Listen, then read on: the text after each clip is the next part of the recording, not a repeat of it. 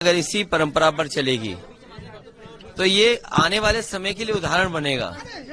ये जो ट्रस्ट हैं या जो संस्थाएं कभी कभी दी जाती हैं लोगों को अच्छे कामों के लिए, समाज के बेहतरीन कामों के लिए, स्कूल, मेडिकल या अन्य चीजों के लिए, अगर ये सरकार इस तरह जमीन वापस लेगी तो आने वाले समय में जो सरकारें आएंगी वो भी जमीनें लोगों की वापस लेंगी। और अगर मोहम्मद आजम खान साहब, आदरणीय आजम खान साहब के साथ इस तरह का व्यवहार हो रहा है, वो इसीलिए हो रहा है कि वो मुस्लिम है। उनके मुस्लिम होने की वजह से और समाजवादी पार्टी के नेता होने की वजह से वो बीजेपी के लोग चाहते हैं कि किसी और मुद्दे पर बहस नहीं हो, किसी और विषय पर बात ना हो, इसलिए जानबूझ करके इस तरह के काम भारतीय जनता पार्टी कर रही है। और पहले दिन से आप अगर भारतीय जनता पार्टी का काम करने का तरीका निकालेंगे तो कोई हफ्ता ऐसा नहीं गया है जहां पर इस तरह की खबरों को बनाने के लिए उन्होंने फैसले न लिए हों। समाजवादी पार्टी इस बात का विरोध करती है और जब कभी समाजवादी सरकार बनेगी, स्कूल कॉलेज के लिए नई व्यवस्था ला करके अगर फ्री भी जमीन देनी पड़ेगी तो दी जाएगी। अभी जिस तरह से जो फोन टैपिंग का मामला सामने आया, आप कह रहे हैं आपको भी मैसेज मिला, सुबह महुआ मोइत्रा ने भी ट्वीट किया था और भी शायद तमाम लोगों को, ये इसको किस तरह से देखते हैं? देखिए, ये जासूसी किसी काम नहीं आने वाली है। आप किसी की प्राइवेसी में हस्तक्षेप कर रहे हैं और ये सरकार घबराई हुई है। 100 करोड़ से ज्यादा लोग इनके खिलाफ हैं, 100 करोड़ से ज्यादा लोग खिलाफ हैं। क्या सबकी सर्विलेंस करोगे, सबकी जासूसी करोगे, सबको डराओगे, सबको धमकाओगे?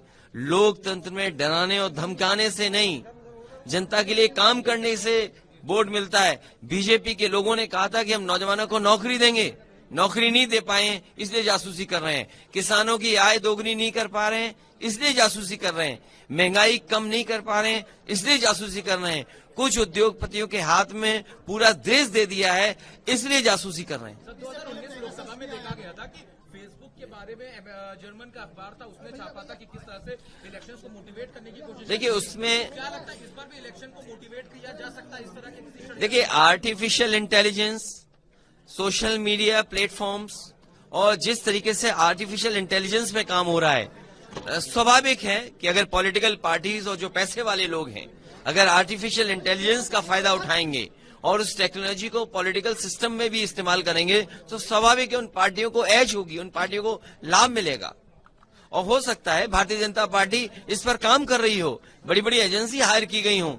मैनेजमेंट से चुनाव लड़ने का तरीका किसी ने अगर सबसे पहले अपनाया तो वो भारतीय जनता पार्टी ने अपनाया और उसका परिणाम ये है कि धीरे धीरे इलेक्शन लड़ाने वाली एजेंसियां आ गई हैं, सोशल मीडिया पे प्लेटफॉर्म पे आपकी मदद करने वाली एजेंसी आ गई हैं। अब तो एक कदम आगे चीजें जा रही हैं कि आर्टिफिशियल इंटेलिजेंस पे अगर काम हो रहा होगा, ये टेक्नोलॉजी कहां ले जाएगी और इस टेक्नोलॉजी के माध्यम से डेमोक्रेसी किस तरीके से चलेगी, ये बड़ा प्रश्न लगेगा इस पर।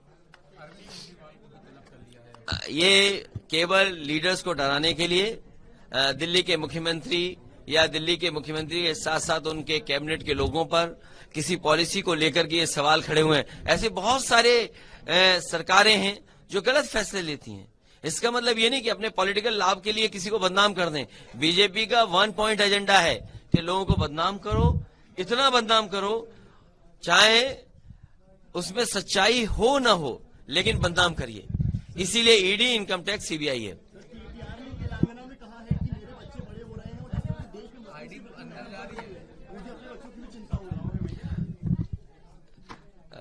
बीजेपी के जिस तरह की राजनीति है और अगर उन्होंने तेलंगाना में कहा है तो ठीक कहा है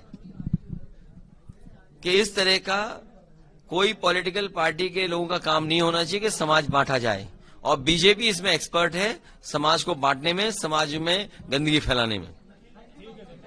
अरे जाओ भाई, धन्यवाद।